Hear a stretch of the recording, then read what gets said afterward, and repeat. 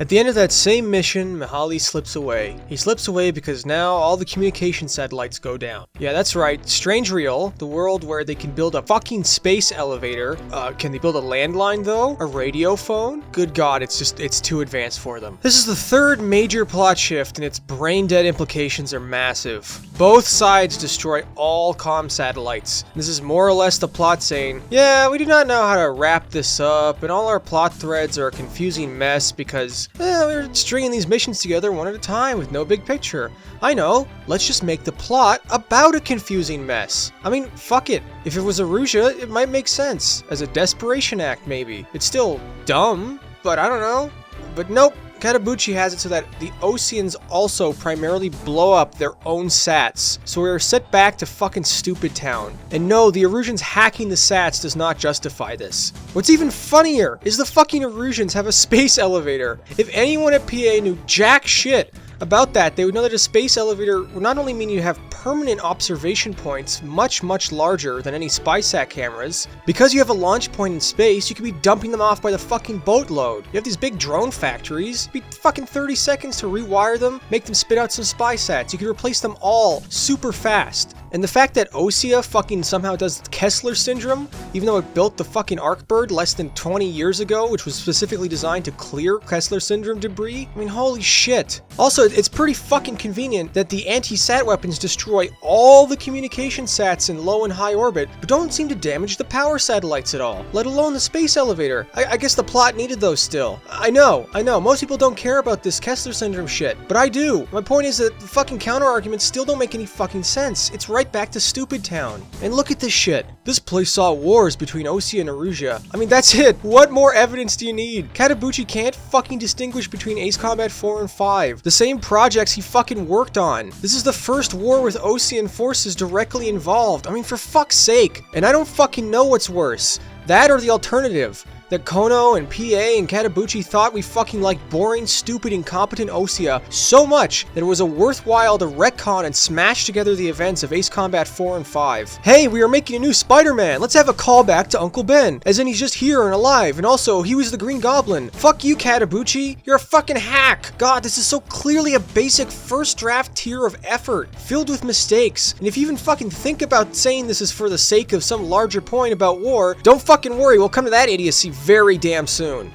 So Anchorhead Bay has us trying to identify targets and mechanically distinguish them. In terms of gameplay, it's fine. It's different. It's kind of neat. But yeah, yet again, the narrative. At this point, the game makes two big, stupid mistakes narrative-wise. One, it tries to sell us this idea that relying on technology is dangerous. And hey, you know what? In real life, that's somewhat of a good point. I brought up the shootdown of the F117 in my Zero video. But here's the thing. Ace Combat 7 is fucking 30 goddamn years late. We had advanced targeting bullshit since Air Combat, the one on the PS1. And this universe is fucking infested with super technology. I'm sorry, Erusians, but once you harnessed a massive fucking space gun installation, how can you say drones are the worst thing ever? None of this tech is new. None of this IFF friend or foe targeting is new. And once again, how hypocritically stupid is Katabuchi? We fly goddamn jet fighters. Every goddamn piece of these things is advanced technology. The missile targeting systems, the avionics, the radar, the displays. If you really wanted some bullshit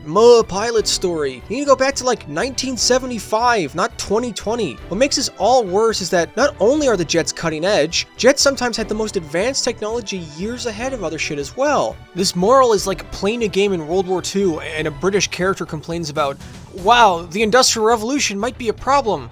Sorry, buddy, you're a century late there. And I've rewritten this line like 20 times. This game's argument, what it is saying, it's so clearly not thought through. What is the solution to this? Us killing and fighting with iron sights? Us killing with pure instinct and not relying on technology? It's just like Ace Combat 5 all over again. Just like how Katabuchi did not understand, as dangerous and as scary as it is, nuclear mad. It's been the core of the lasting piece of the last 80 years. Once again, he also does not get where and from why this fear of proxy conflict comes from, as if the plot did not show this enough already. This fear of clean wars. The other reason this is an insultingly stupid plot shift is because it tries to make it once again preach about the chaos of war from this over-reliance on technology. This is by far the most insulting and moronic conclusion. Real-life wars are chaotic because it's hard to know what's happening. It's dangerous to collect information, because the side that does collect it ends up having a military advantage. Propaganda and misinformation is applied to motivate armies and justify war. Its chaos is man-made. It's a byproduct and has been since ancient history. Only now, with the multitude of information gathering systems we have, can we actually begin to understand and learn about war, what leads up to it and why it happens, only to then have this idiotic game come along and say,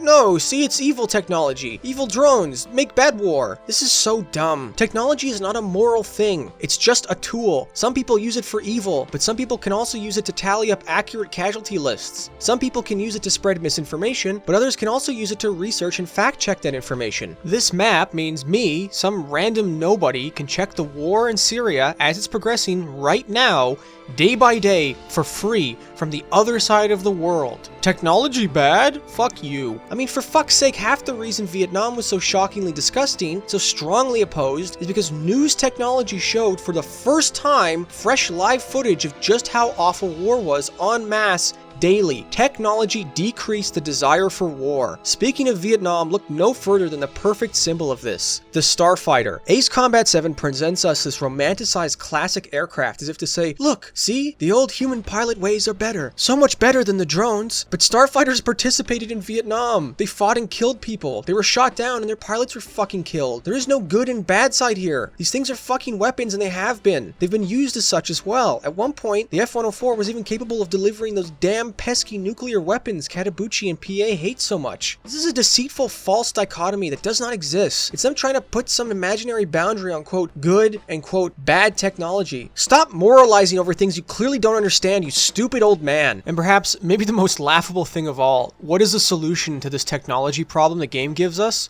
Oh, it's just use different other technology. Your IFF don't work because they were satellite based for some reason? Okay, we'll just use, image processing. Like, fuck, what?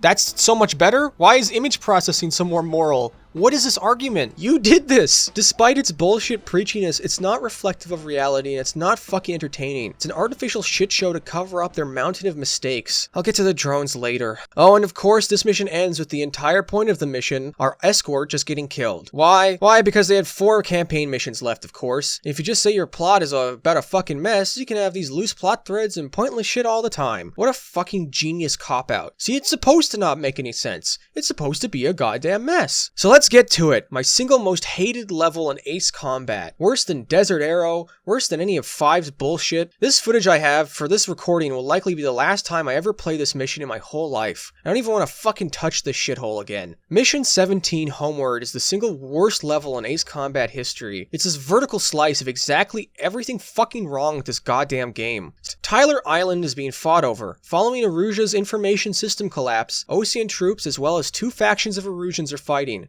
Group A is a moronic faction that has seemingly decided to go anarcho-primitivist against drones and the people who built them. And Group B are the people who built them and the side convinced that shoving yet more drones into a collapsing war and nation will work. Mechanically, the mission is a slog to get through. Targeting various shit, various scripted sections, and on replay it's even worse. It has all of 5's way too much talking problems, then a mid-mission update where you have to scramble to intercept bombers before a time segment, and a scripted chase. It's too much and it's mechanically a fucking mess of pieces stitched together. But that does not really make me snap. This made me snap. This fucking line. The Erusian anti-technology faction had fought the Erusians that had worked with the Belkan science, found their families, and shot them. This broke the camel's back for me. I got mad. Real mad. Because you know why? Because Katabuchi's shit-tier garbage drama writing managed to write a world where the genocide, this was a targeted attack against a specific national group, took place, and he managed to so utterly bungle his plot that it ended up seemingly making one big argument in favor of it. Because of course, Katabuchi had to bring the Belkans back. Because of course, it was a callback to the shit stain of Ace Combat 5. To the fact that Belkans just make war for war's sake all the time now. Because of course, even though every nation on Strange Reel can operate a fucking F-22, Belkans who make drones are somehow mysteriously more evil for making drones. And thus, the Erusians who worked with these drones are also magically evil. So much for doing so that they are lined up and executed. This is what happens when you have a situation where war is bad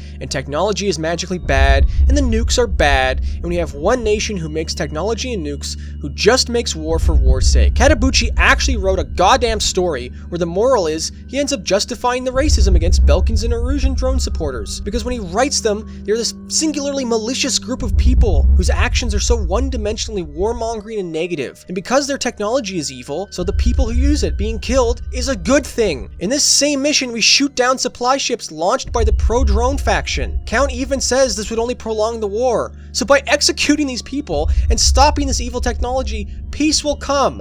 So yes, Katabuchi managed to make a world where this genocidal cleansing is the actual logical conclusion of his characterization, plot, and narrative. He actually ends up accidentally putting together all the pieces that conclude that a genocide of the Belkans and Erusian drone users would in fact help improve the world. You fucking piece of garbage. You call yourself a writer. Holy fuck. If I sound upset and furious, I am. If I sound angry on a molecular level, I am. Sappy movies don't make me cry. But when I've heard some of the fucking stories, some of the stories of people hugging grenades because they would rather die than be caught or tortured or worse during genocidal events, when you put that in a game, you cross a line. It's a very, very, very fine line, and I take it very seriously, as any conscious, moral person probably should. And out there is media that can handle the weight of this topic. Ace Combat 7 is not that media. You can make a game about war. You can make a game with violence. I don't think there's any issue. But when you purposely shove in very severe concepts like this, you better be damn well sure you handle it fucking well. I don't think you have to be me. I don't think you have to have watched records of some of the horrific actions our species does to know that this is the worst mishandling of war that I've fucking seen in a video game in a while. And it's definitely the worst in Ace Combat. Like, what did I fucking say in my Ace Combat 5 video? You want a serious setting, and you're also shoving in some of the nastiest parts of human conflict. If you don't handle it well, you will look like a moron. And this problem with this ass-backwards fucking stupid war, it's not something with VR or development restarts. This idiocy is the natural byproduct of this entire game's stupid domino chain of plot, all building to this. It's not one mistake. This entire thing stems from Kono's grimdark urge to kill, and then Katabuchi's blunt egotism to think that, yeah, thoughtlessly shoving in horrible violence makes your war more serious and mature. It's fucking stupid. Katabuchi here is the main problem. Aces at War makes things pretty fucking clear. Kono approached him with the plot, because Kono, as I said in the beginning, is not a writer, making one of the biggest fucking mistakes right there and then. Katabuchi clearly says he was not really feeling like he was into it. He was tired, and he was obviously more focused on his film project, and did not give enough of a shit to really understand what made Strange Real work. And here I'll tell you, I lied. Sorry. The development-sided stuff, that did have a huge impact, but even if all of it had worked out, this right here would still knock Ace Combat 7 down so many pegs. Katabuchi was in the final production on In This Corner of the World. He wrote what was likely a shit first draft for 7, dumped it on Project Aces, and left them to figure out the rest. Kono even speaks here like he maybe wanted revisions or a rework, but he was intimidated out of it. Not really fucking surprising, really. Katabuchi was already his senior and an industry veteran. And boy, when has not challenging the creative decisions of someone like that ended up in a shit show? He was someone who had industry experience, not actual real-life understanding. He does not understand modern war, and he does not understand modern technology, and he does not understand serious writing. And a ton of this really does tie into Katabuchi's most acclaimed work on war, In This Corner of the World. Because hey, this thing was a big deal, and he was praised for it. So time for a little comparative analysis. And you know what? I watched it, and it was pretty good. Argonbolt. So here, this disproves everything in your point, right? Katabuchi can make a good thing. No, it really does not. Firstly, it was an adaptation, not an original work, and secondly, all it does is leave me even more infuriated and frustrated at this terrible plot we got for 7. Because let me tell you, the only thing worse than a terrible creator repeating mistakes is a creator who seemingly demonstrates a competent ability on one project, only to then seemingly blunder another attempt. Maybe he had the right staff working on research, or maybe it was just the fact that it was adapting an already written work and you could pare it down and focus on the story rather than have to create it wholesale. Or maybe just writing a local Japanese story set around World War II was more in his area of actual understanding. But either way, the higher your highs, the lower your lows will reveal. Nothing about what In This Corner of the World's strengths disprove or remove any of these abysmal faults with Ace Combat 7. So here it is, the core of the narrative problem with Ace Combat 7. If you made it this far, here is the special hidden treasure just for you. To understand why, just imagine Kono's position. You go to the senior industry guy because you need a story for your struggling project. This fucking guy shits out a mess of a script for your game right on your lap. The first draft, it's rife with problems and really just the grumblings of an old angry boomer. Then your tech is not working out, and you're just trying to get shit together, and Bamco is knocking on your door and telling you that you need to get your shit, because, you know, you're running out of time and we're losing our patience. So you restart development, and in the meantime scramble to work this script into a game in some way, and wow, surprisingly, it's still shit. And now, if it wasn't bad before to approach Katabuchi with his ego to, you know, get some rewrites or some fixes to the script, now Katabuchi is getting his dick sucked for in this corner of the world, a big sad war movie. There's no fucking way Kono could have asked for rewrites or edits to Ace Combat 7's mess of a plot. This is what happens when creative decisions go unchallenged always. So while he did a great thing for his own movie, Katabuchi did not do the same for Ace Combat, and especially not Ace Combat 7. This is a nonsensical war leading to a series of conflicts where we otherwise help the worst faction win until both sides resort to collapsing the systems of infrastructure, to the point where the country is so devastated it literally collapses and ends up killing probably, I don't know, millions of people in war crimes, starvation, war refugees, more internal conflicts, and genocide. Boy, wow, I sure love how this campaign worked out, with Trigger being a fucking Ulysses disaster tier event for Usia, and especially Aruja, all to cover Osia's stupidity of building the ICEV where they did. The bigger picture here is that there is no bigger picture. It's a war that does not make sense. And as I played, I was reminded of something just as bad, and I knew it was a bad, idiotic sign that I was remembering it. Stupid factions squabbling over an island, an idealistic moron peace princess, civilian casualties and genocide handled in a ham-fisted, atrocious manner, a mass driver. Fuck, well, at least it got its mass drivers, right? Right about now, Belka is looking pretty fucking big brain with its nuclear last line of defense shit. And speaking of which, Ace Combat 0 already showed us the story with 100 times more internal consistency and logic. Right away, the Oseans want the Belkan resources and want to break Belka's military potential. They destabilize Belka economically. Belka invades and we push them back. Then Osia seizes on the opportunity to push in. The nukes are used, it flows. It's internally consistent, and its plot weaknesses are minor because the overall message is great and its internal logic makes sense. And wow, none of it was written by Katabuchi. Katabuchi also just fucking can't even do arcs right. Nagase was warned to stop flying the way she did, and she never stopped. She got her captain shot down, and then she got shot down during the rescue operation. No one in 5 gets anywhere near close to an arc. Nagase never learns. It did not matter if he had all the fucking time in the world with 5's 20 plus missions. He could not do it. So what, you would think like over a decade later he perhaps might improve. Nope, no one in this fucking game gets any arc. They are who they are, and then they die or they don't. Look at Wise Man. He flies good, then he dies. Huxian flies okay, doesn't die. Longcaster, he likes food, haha, so funny, it's hilarious. Christ alive, choose a stock image and a fucking personality trait, and you're good to go at Katabuchi's level of ability of character development. Count, who managed to survive and continue through the campaign the longest, living all the way through from the penal unit missions, comes off as a smug, pissy, competitive Californian surfer dude. And by the end of the game, what has his arc for his character who has, at best, had the most time to develop got? He remains a pissy, competitive surfer dude who follows us into the space elevator, then does nothing of worth, and then his grand conclusion to his arc is realizing, wow, the main character is better than I am. He learned that sticking with the named character keeps you alive. Fantastic, amazing.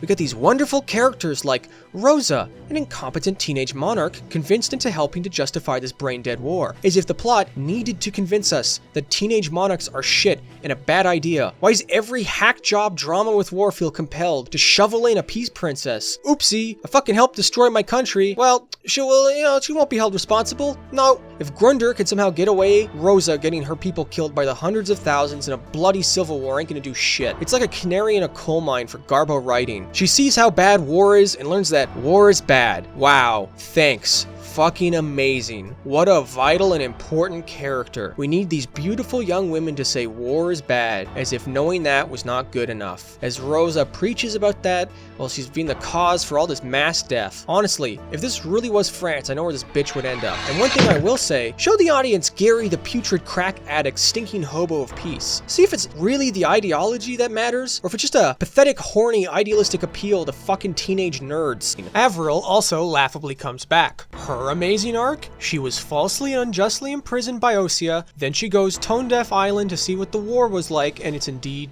bad. Wow. She then promptly forgets all her problems with Osea because just like Mihaly, drone's bad. Shoot drones now to end war. Great, yeah, you need to end your story, so just table saw off whatever shit you have built up and just have all the characters focus on whatever you need a conclusion is.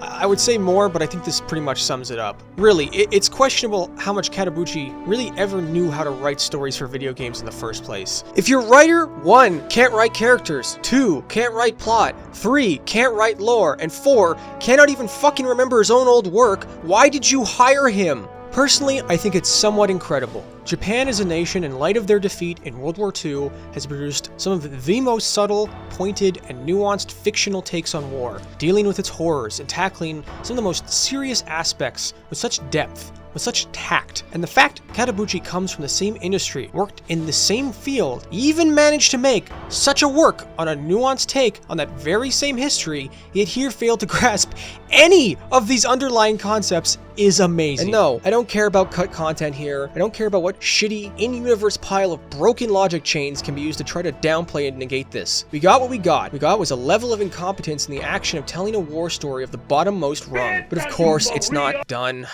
We get another great cutscene of stupidity. Did dipshit Harling try to kill himself and blow up the space elevator after realizing it was built in a moronic place? Or did dipshit Harling die protecting the elevator? Well, we know it was option A, but it does not fucking matter. Both are brain-numbingly stupid. But hey, if you're writing this shit, just leave everything as a series of open-ended questions. Is Katabuchi a shitty, stupid writer? Or is Katabuchi a shitty, lazy writer? I don't know, it's kind of like a mirror, eh? And of course, this is immediately afterwards followed by Lost Kingdom. A mission about raiding a small nation, a group of people split from Erusia in the larger war, who want independence in the face of a maddening conflict. I sympathized with them, I really sympathized a lot.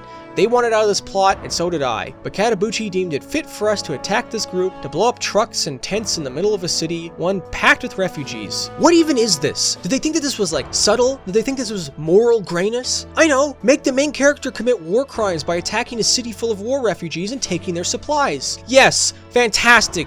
Genius. Thank you so much, Katabuchi. I see a strategy here is just to write these two levels to be so staggeringly amoral and moronic, I simply could not maintain the level of anger, because the plot needs to keep moving. Fuck, I can even hear the people now going, just don't think about it. It's just a video game. Fuck you. This is fucking shit. And you know what this is? Not even fucking killing the younglings. Killing the younglings was so fucking hilariously out of tone for a space adventure with wizard samurai and their laser swords that it at least comes around to just, you know, it's funny in its own right. It's ham-fisted idiocy. This is just fucking moronic. It's played so casually, this is just garbage. But you know what? They are similar. A long-running franchise with tons of fans willing to overlook brain-dead, terrible writing, story, and characters because they're just happy to see their thing exist again. As I said in the beginning, does not remove this from existing or being a fucking problem. Because we need their supplies and we'll murder them to take it. Except we don't. The war as it was known has fallen apart. Erusia is a broken country collapsing in on itself with rebellion. It's no longer a threat because it's literally undergoing civil war. Osea is a world away, not even under any direct threat. The LRSSG keep going on missions because the plot needs them to. And when they run out of fuel and food and are presented with the options of A, attacking a town and either killing war refugees directly with missiles and guns in combat, or indirectly through starvation and lack of supplies, or B, just stop flying your planes, go home, back to Osea or wherever, don't do war crimes. Some characters even fucking want this. They of course decide to continue doing war crimes. Genius. So really, congratulations Katabuchi, Project Aces, whoever finalized this script and approved it. You managed to take a series about a big fun jet adventure through stylish massive war where we played the lead role and instead turned it into a farce. A nonsensical war between two stupid factions in which a cast of cardboard flat characters live and die until so many brainless plot twists later we're doing horrible things, not understanding why, and most certainly are not fucking a hero for doing it. And here I say, you know what? Fuck Trigger.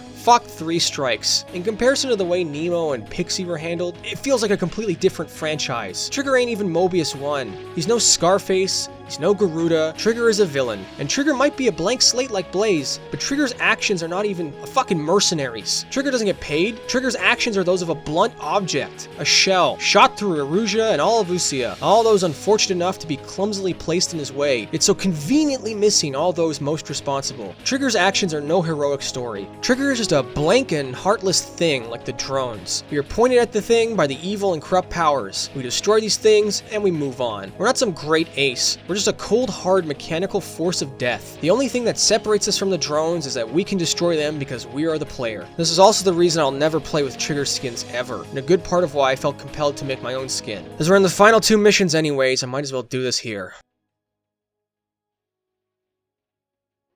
Okay, remember before when I said 7 fucks up again with drones? Well, here we go! Not only does 7 fuck up all that proxy war UAV anxiety shit, it also shoves in a half-baked machines are bad plot as well. What, you thought it was just a funny joke earlier when I mentioned Terminators? So across the campaign, we also get this shit with drones being fundamentally bad and not trustworthy, and it manages to bungle through this as well. God, okay, so I'm gonna tell you about UAVs and how I learned to stop worrying because the paranoia over super killer computers is a fucking joke. Now when it actually fundamentally comes down to is that the UAVs themselves, we in real life are still a long ass way away from the kind of self-aware super killer planes stupid stories like Ace Combat 7 show us and stupid movies like Stealth do as well. As it stands, the roles UAVs currently occupy are primarily that of long duration reconnaissance, long loiter strikes on targets, and soon refueling. As it stands, a Reaper drone, despite its edgelord name, is not a very aerodynamically agile vehicle. It can't dogfight, it can't culbit, it can't even roll very well. It's also unmanned, yes, but it's also fucking still piloted. It's just done remotely from some dude outside Las Vegas. UAVs in general, in terms of their pure operational roles, are not designed to be fighters, nor designed to do the job of fighters in real life. Let's look at the 2 examples the game gives us.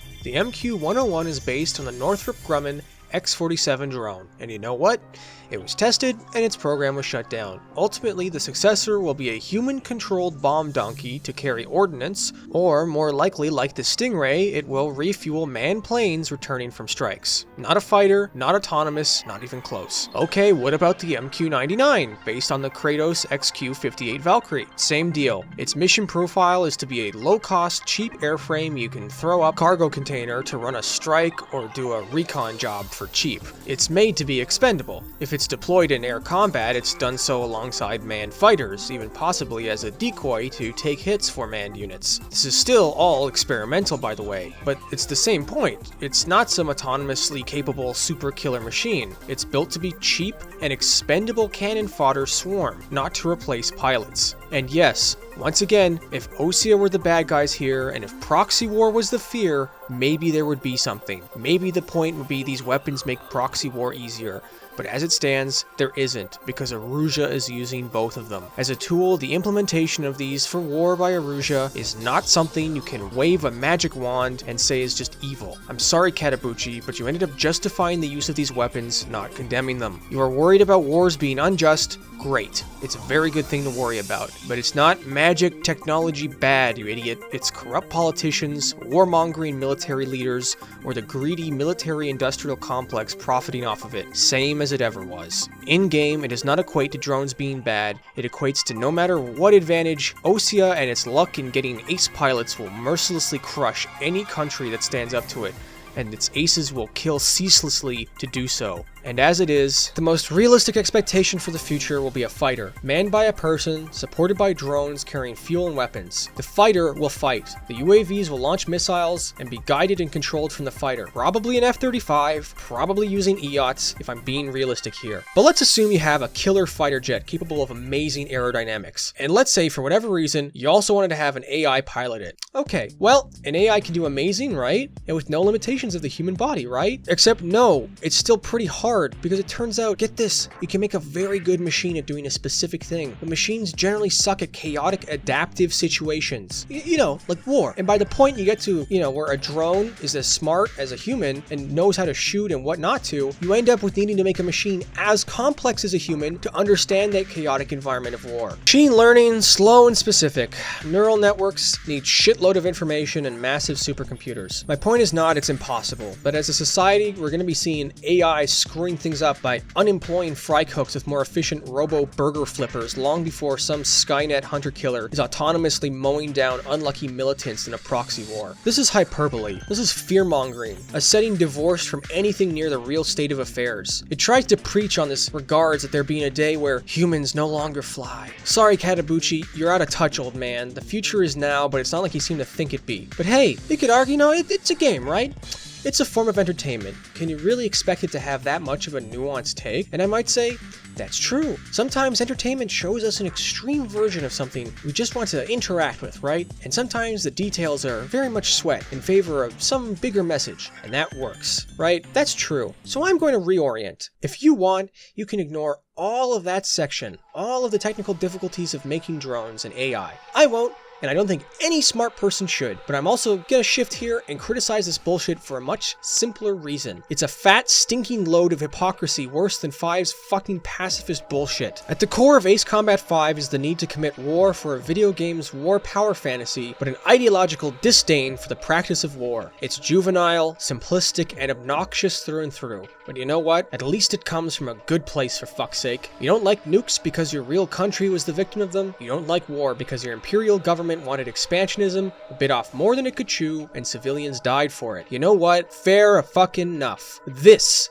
machines are bad shit. I mean, look at this series. It's about fighting with fighter jets. Trying to argue a multi-million-dollar computer drone is evil and amoral while we fly around and sow death on fucking mass with multi-million-dollar fighter jets is, I think, exactly the pot calling the kettle black. One guy even burned through enough time to clock in Trigger's kill count, which ticks in at over 20,000 people. That is basically us, the player, racking up most of the Gulf War's entire Iraqi fatality list single-handedly. And this is 8,000 more than the Belkin nukes combined. This is not just bad, this is fucking awful. This is the complete opposite of Zero. Whereas Zero is a game I can still replay and enjoy for how much it reflects a nuanced and overlooked take on how war is understood, 7 is the opposite. It ain't anywhere close to 3 or 0, but it's not even at 1, 2, 4, 6's level. No, when I say opposite, I mean that where Zero touched on a deep truth of war, 7 is nothing but misinformation, fear-mongering, and misunderstanding.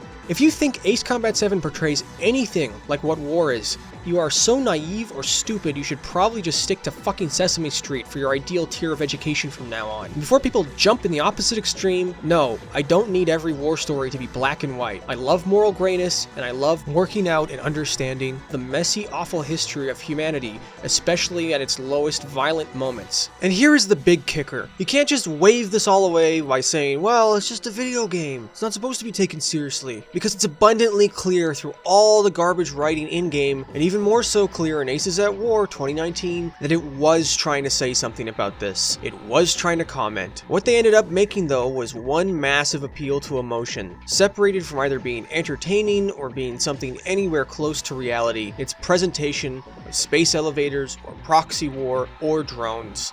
It took itself seriously, so here I am to seriously slap it for doing such a poor job. But here's the thing, when you decide to create something like this, when you bring in heavy fucking shit, when you bring in war crimes, people being lined up and shot, I don't think it's going too far to say you agree to an unwritten contract, you would better fucking handle it well, or you will come off as either psychopathic or so utterly devoid of talent at handling serious tone, you will look like a fucking idiot. It's so out of touch, it comes off as something a first-year high school student would write. Maybe that's why this shit-tier quality always seems to appeal to those people so much. And no, this is somehow worse than 5. This is worse than 5 because at the end of the day, Ace Combat 7 saying, what if AI superplanes replace pilots? Doesn't sound like, wow, this horrible lethal thing will kill indiscriminately. We fucking kill indiscriminately. We attack Shalaji for fuck's sake. They are defending their home and people, and we fucking kill them, and we fucking take their food and their fuel. This sounds like Ace Combat going, hey, if AI jets take over, that means no more pilots.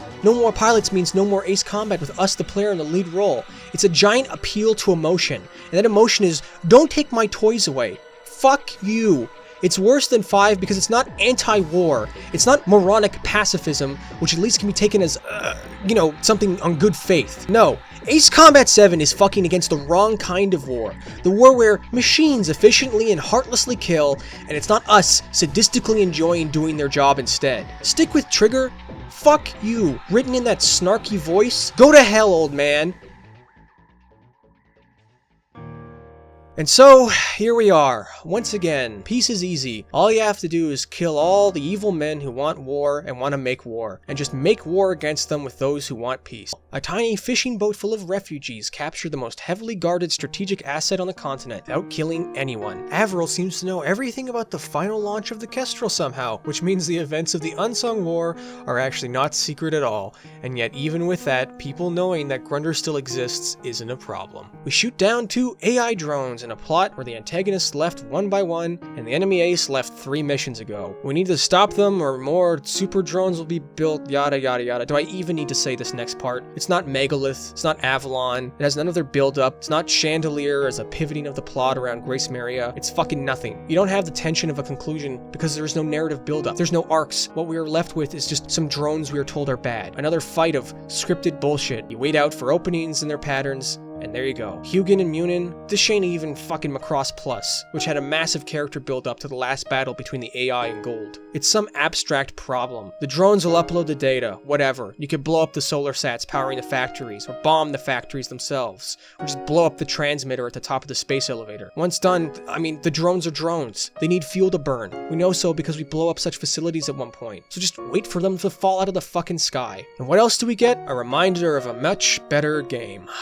Of the Geopalia's haunting arrival in Ace Combat 3, of tunnel vision and how much better that game was. And we get some shit heel snarky mechanic character and some fucking shit the game forgot about 75% of the time, asking you some bullshit about what color is the sky. The dumb bitch Rosa has refugees by the space elevator. So what? Katabuchi forgot to rip off the space colonies from Gundam to shove them in. Mahali can't fly no good anymore. How sad. But God, when Pixie talked so earnestly at the end of Zero, it was hammy. It was clumsy. The translation was rough, but at its core, it held a genuine understanding and message on war that had nuance. This sucks, and we know it's all lies. Super tech will get made. Peace is a joke. Hundreds of thousands more will die in more wars. Ace Combat X happens next year. Peace didn't last for 5 and it won't last here. Like a bad fanfiction conclusion. But honestly, all of this shit, none of it matters. It could have made this whole critique pulling apart all the stupid little plot errors. I could have mentioned every flawed character and every flawed event, but they just don't matter. I could have mentioned all the times Kono tweeted out some bullshit to hype up the game, but that did not exist anywhere in the final version of 7, but it also doesn't matter, because they're all symptomatic. They all come from the bigger problems. Here's the bigger issues right here. In my assessment, in Finale, it was a game made in a difficult time for something like this. They went ahead anyways. They made mistakes. They became lost in technology. Much of that technology just did not work out. The clouds is a game obstacle. Weather is a dynamic level aspect. Things look great, sure, but the cost of focusing on visuals was so steep. It was a game where its key central story was made by someone not focused on considering the world, characters, or plot, and whose inability to be challenged creatively resulted in so many problems. This giant, broken, segmented plot, its mess of narratives, its characters coming and going, its illogical choices, its hypocrisy, its fumbling of key aspects like world, bosses, and most importantly, the lack of a distinct narrative focus causing all this. It's not exactly super fun to replay either, because when your story is so painfully bad, the novelty of the gameplay, of which is basically the same gameplay of Ace Combat, just is not there.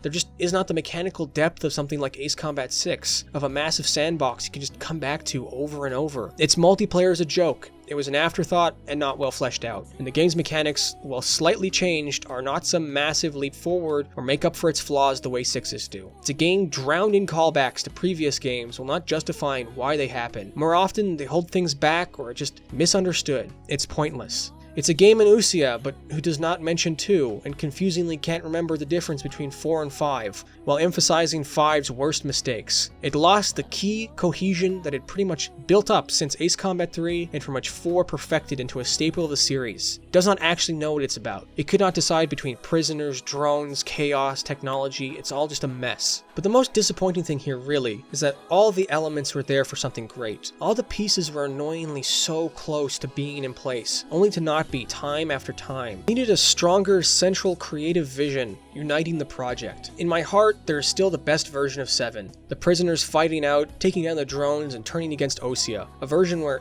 everything worked out, responding to these big questions about drones and technology, intelligently, and with the nuance of 0. And I know a lot of people were happy it just happened, or grateful it even managed to get made. And sure, I do very much think Ace Combat has a lot of potential left in it, and yes, It's good that the attempt at continuing the series was made, and yes, if this helps makes another title possible, wonderful. But none of those things remove the mountain of problems Ace Combat 7 has. And no, I don't think more missions or more time could fix these things. These things are all tied into troubled production, lengthening out a painful process that produced just a bigger mess. It didn't solve anything. What was needed was focus, and it is the weakest numbered entry in the franchise because of all that. All I can hope is that something like Zero happens again next, where they learn from their mistakes, that Kono leaves Usia alone for it to become Ace Combat 3's setting, that Naoto Maeda is brought back for writing or directing, that we go someplace else and do something else unrelated to past events. As for Katabuchi, you made a great film. Stick to films. Don't fucking do games. Like, ever again if possible. And if you do wars, stick to melancholic, maybe historical events. Don't touch drones, don't do nuclear doctrine, and don't do anything contemporary without like a good amount of research by assistants. And please, don't make scripts in 1 week. Okay, thank you. I know I said fuck you a lot, sorry. Man, I really think there's so much potential still. So many stories that could be told with this series and this world and this gameplay, and there's a deeper thing here, but it's a deeper disappointment. People will ask, if you love this series and if we all felt these problems, why did you make this? Why would you spend so long highlighting all these issues if maybe the fans already know them and the creators live through them? Won't this only lead to a reinforcement of negativity? Or for some to simplify their view of Ace Combat as just a series past its prime? And the answer to that is simple, because I had to. Because of what I said at the beginning about this world, and because of my disappointment in 7. Beyond my internal issues, beyond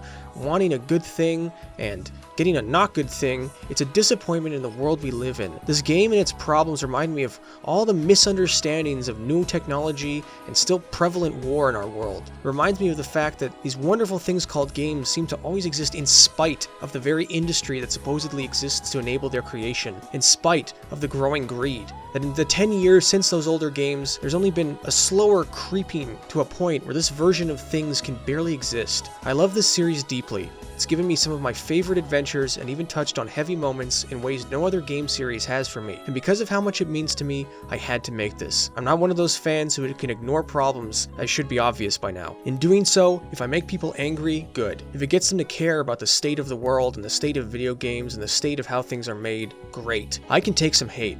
But I didn't make the problems of this game. I didn't write it, and I didn't pressure its development. By now, you should know who did. It's not a grand triumph. This is not some big victory over something I hate. I wanted this game to be good, and it was not. In that way, the game reminded me of just how much times have changed. There is no room for me to pretend that the same games and industry, the same world still exist as it did 10 years ago. And as much as some might not like it, we can't ignore that anymore. The more we do, the more things will only get worse. In the end, all I can do is to hope for the best, and that the franchise will carry on, to keep trying, because I'd much rather be pleasantly surprised at the new than be bitterly disappointed by reminders of the old.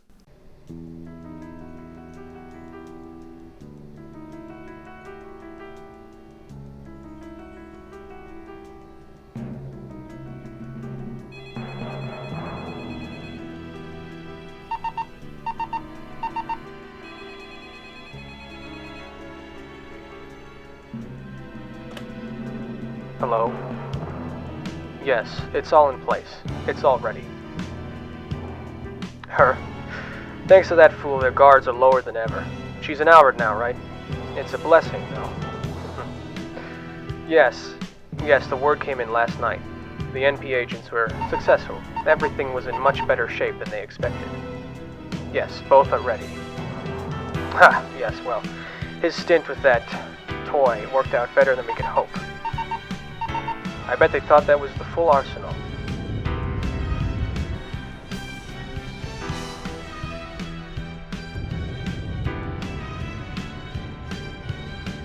Yes, it's all too late now. Ball is in motion. I'm just getting ready to watch the fireworks. You know very well, this is no longer just about a loser. Aye, sir. Blood must be paid in blood. An atomic pound of flesh.